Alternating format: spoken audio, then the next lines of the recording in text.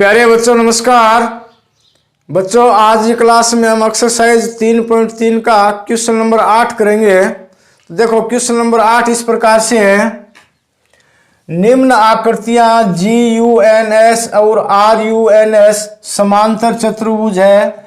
x तथा y का मान याद कीजिए। अब इसमें लंबाई जो दे रखी है वो सेंटीमीटर में है। तो सबसे पहले अपन इसका पहला पार्ट करते हैं। अब इसमें देखो आपके सामने एक समांतर चतुर्भुज दे रखा है जिसका नाम है GUN और S। तो प्यारे बच्चों समांतर चतुर्भुज क्या होता है, इसकी विशेषताएं मैंने आपको पिछली क्लासों में 2-3 बार बताई है। एक बार फिर मैं उनको दोहरा देता हूँ। देखो समांतर चतुर्भुज की सबसे पहली विशेषता ये होती है कि उसकी सम्मुख भुजाएं यानी आमने सामने की भुजाएं वो बराबर होती हैं। जैसे इसमें मान लो ये भुजा है GU और ये है S और N, ये दोनों के आमने सामने की भुजाएं होगी यानी सम्मुख भुजाएं होगी। तो इनका मान क्या होगा, बराबर होगा। अब इसी प्रकार दूसरा जोड़ा कौन सा है, ये है S और G। इसी प्रकार ये है N और U, ये दोनों भी क्या है, सम्मुख भुजाएं यानी आमने सामने की भुजाएं हैं। तो समांतर चतुर्भुज में आमने सामने भुजाएं क्या होती हैं, बराबर होती हैं। ये तो होगी आपकी पहली विशेषता। अब देखो इसमें दूसरी विशेषता क्या होती है, इनके जो सम्मुख कोण यानी आमने सामने के जो कोण होते हैं वो भी क्या होते हैं, बराबर होते हैं। जैसे मान लो ये कोण G है और ये कोण क्या है, N, ये सम्मुख कोण है। इसी प्रकार ये कोण S और ये कोण क्या है, U, ये दोनों भी आपस में क्या होते हैं, बराबर होते हैं। अब तीसरी जो सबसे प्रमुख विशेषता वो क्या होती है कि इनके जो विकिरण होते हैं, विकिरण क्या होते हैं, सम्मुख शीर्षों को इस प्रकार से अपन मिला देंगे। मिला देने से जो अपने को रेखाखंड प्राप्त होता है उसको हम क्या बोलते हैं, विकिरण बोलते हैं। ये विकिरण जहां भी एक बिंदु पर मिलते हैं उस बिंदु से ये जो विकिरण है दो समान बराबर भागों में बढ़ जाता है। कहने मतलब विकिरण एक दूसरे को भी समद्विभाजित करते हैं। तो समांतर चतुर्भुज की ये 3 विशेषताएं होगी। अब इसमें देखो अपने को दे रखा है अभी ये जो भुजा ये 26 है, ये कितनी है 3y-1। इसी प्रकार ये भुजा 3x है और ये क्या है 18। अब इसमें अपने को x और y का मान ज्ञात करना है। तो मान अपन किस प्रकार से करेंगे, देखो ये भुजा SN है, ये किसके बराबर है, GU के बराबर है। तो सबसे पहले अपन क्या लिखेंगे, GU बराबर SN। मैं यहाँ लिखता हूँ GU बराबर SN। अब ये दोनों बराबर हैं। अब क्यों बराबर है इसका कारण अपन लिख देंगे, ये क्या है, सम्मुख भुजाएं। तो यहाँ कारण लिखेंगे सम्मुख भुजाएं।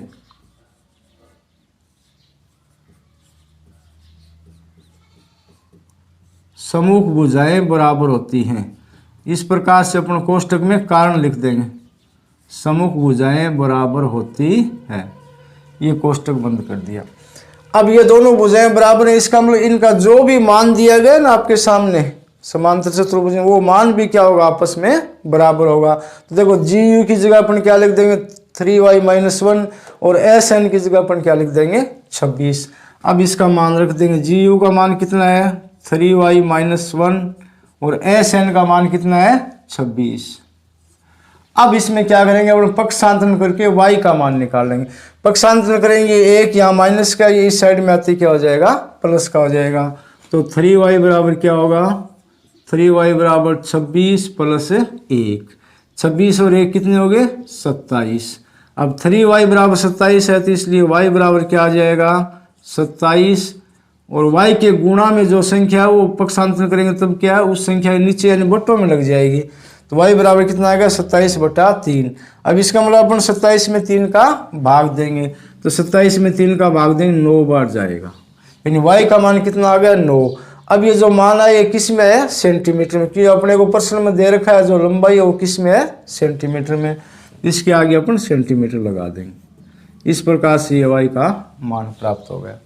अब देखो इसी प्रकार दूसरी भुजाएं कौन कौन सी हैं, S और G बराबर N और U, ये भी क्या आमने सामने भुजाएं, इनका मान भी क्या होगा, बराबर होगा। तो इसी प्रकार इसको लिख लेंगे अपन SG बराबर NU।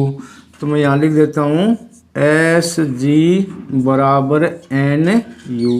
अपन कोष्टक में इसी प्रकार कारण लिख देंगे कि सम्मुख भुजाएं, सम्मुख भुजाएं बराबर होती हैं। सम्मुख भुजाएं बराबर होती हैं। इस प्रकार से कारण लिख देंगे। अब क्या करेंगे, इन दोनों भुजाओं का जो अपने को मान दे रखा है वो मान भी क्या होगा, बराबर होगा, तो मान रख देंगे। तो एस जी का मान कितना है, 3x, तो एस जी की जगह अपन ने क्या लिखा, 3x बराबर एन यू का मान कितना है, 18 दे रखा है।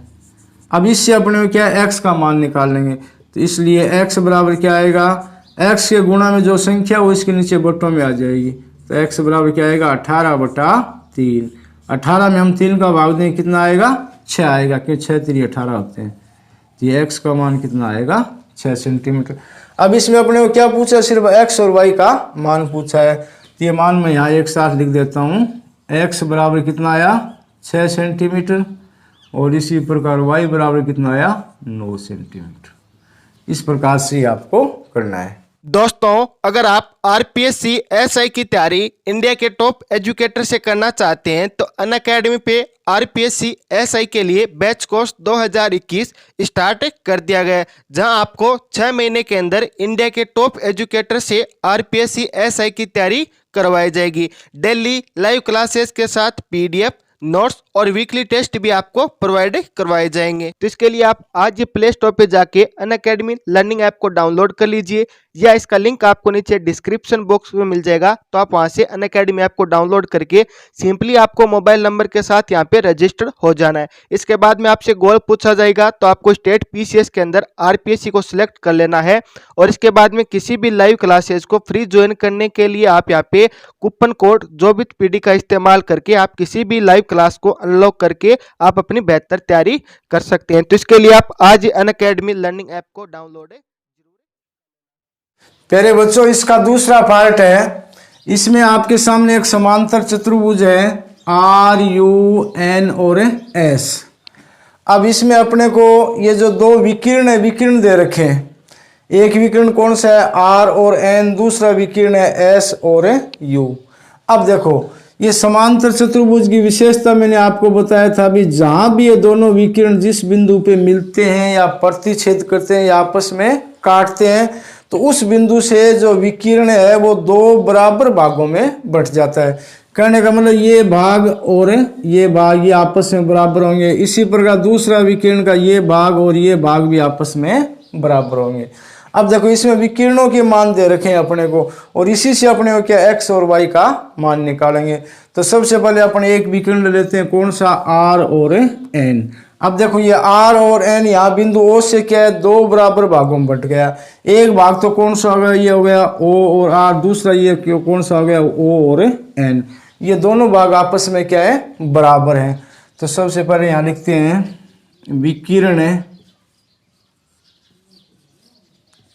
विकिरण आर एन में, विकिरण आर एन में, यानी विकिरण ओ, ये जो बिंदु ओ है इस पे प्रतिच्छेद कर रहा है यानी काट रहा है। इसका मतलब ये दो बराबर भागों में बंट गया। तो एक भाग कौन सा आ गया, ओ और एन, और दूसरा कौन सा है, ओ और आर। तो मैं यहाँ लिख देता हूँ ओ एन बराबर ओ और आर। अब ये दो बराबर भागों में बंट गया। क्यों बंट गया, इसका अपन कारण लिख देंगे कि विकिरण आपस में यानी परस्पर समद्विभाजित करते हैं। तो इसके कोष्टक में अपन क्या है, कारण लिख देंगे, विकिरण परस्पर समद्विभाजित करते हैं, समद्विभाजित करते हैं। इस प्रकार से अपन क्या कोष्टक में कारण लिख देंगे। इसलिए क्या है, x प्लस वाई बराबर क्या हो जाएगा, 16 हो जाएगा। तो ओ एन का मान कितना है, x plus y, O R का मान कितना है, 16। अब देखो, इसमें अपने को ये दोनों राशि चर दे रखी हैं, x और y। अब इसमें से अपने पास किसी का भी मान नहीं है। अगर एक का मान होता तो अपन दूसरे का मान निकाल लेते हैं। तो इसको अपन इसी प्रकार रखेंगे, इसका नाम दे देंगे समीकरण 1। ठीक है। अब देखो, दूसरा विकिरण कौन सा है, S और U। अब ये यहाँ आपस में कट रहा है बिंदु O के ऊपर। O पर कटने से ये दो बराबर भागों में बट गए। एक भाग तो ये हो गया और एक भाग ये हो गया। इस भाग को अपन क्या नाम देंगे, O और U, और इस भाग को अपन क्या नाम दे देंगे, O और S। तो इसी प्रकार लिखेंगे विकिरण, विकिरण का नाम क्या है? एस और यू, विकिरण एस यू में, विकिरण एस यू में। अब देखो ये दो बराबर भाग हो गए, एक भाग कौन सा हो गया? ओ और यू, दूसरा कौन सा है? ओ और एस। तो इसी प्रकार लिख लेंगे ओ यू बराबर ओ एस। अब कोष्टक में इसका कारण लिख देंगे। कारण क्या लिखेंगे? वही कारण लिखेंगे, विकिरण परस्पर समद्विभाजित करते हैं, विकिरण परस्पर समद्विभाजित करते हैं। ये अपने को कोष्टक में कारण लिखना है। देखो बच्चों, इस प्रकार के सवालों में क्या है, ये जो अपन कोष्टक में कारण लिखते हैं ना, ये सबसे मेन चीज है। अब इसी से तो अपन ये चीजें बराबर है, ये बराबर दर्शाने के लिए अपन क्या ये कारण लिखते हैं। इस कारण से ये चीजें क्या है? बराबर है, इसलिए कोष्टक में अपने को कारण जरूरी है। अब देखो मान रखेंगे अपन, ओ यू का मान क्या है? y plus 7। तो ओ यू की जगह अपन क्या लिख देंगे? y प्लस 7 बराबर ओ एस की जगह अपन क्या लिखेंगे? 20। अब देखो इससे अपन क्या y का मान निकाल लेंगे, ये 7 ये इस साइड में ले जाएंगे, यानी पक्षांतरण करेंगे, यहाँ प्लस का इधर से क्या हो जाएगा? माइनस का हो जाएगा। तो इसलिए y बराबर क्या आ जाएगा? 20 माइनस के 7, 20 में 7 उठाए कितने बचे? 13। अब देखो ये y का मान आ गया। अब अपन क्या करेंगे? y का मान समीकरण 1 में रख लेंगे। समीकरण 1 क्या है? x प्लस वाई बराबर 16। अब अपन क्या करेंगे? y की जगह ये मान कितना 13 ये रखेंगे, तो इससे अपने को x का मान प्राप्त हो जाएगा। तो मैं यहाँ लिखता हूं, अब y का मान, अब y का मान समीकरण 1 में रखने पर, अब y का मान समीकरण 1 में रखने पर, अब देखो समीकरण 1 क्या अपने पास? x प्लस वाई बराबर 16। मैं यहाँ लिख देता हूँ x प्लस वाई बराबर 16। तो x y का मान कितना है अपने पास? 13। तो y की जगह अपन क्या रखेंगे? 13। x प्लस 13 बराबर 16। अब इसी प्रकार क्या है? 13 का पक्षांतरण करेंगे, यानी इस साइड में ले जाएंगे तो क्या हो जाएगा? माइनस। इससे अपने को x का मान प्राप्त हो जाएगा। इसलिए x बराबर क्या आ गया? 16 माइनस के 13। 16 में से 13 घटाए कितने बचे? 3। अब x का मान कितना प्राप्त हो गया? 3, और y का मान कितना प्राप्त हो गया? 13। इसको मैं यहाँ लिख देता हूँ x बराबर 3। अब ये जो लंबाई आई है किस में? सेंटीमीटर में, क्योंकि प्रश्न में अपने को दे रखा है अभी सेंटीमीटर दर्शाना है। और y का मान कितना आया? 13। y बराबर 13 सेंटीमीटर। इस प्रकार से आपका क्वेश्चन नंबर 8 हो गया। आगे वाला क्वेश्चन 9 अपन आगे वाली क्लास में करेंगे। धन्यवाद।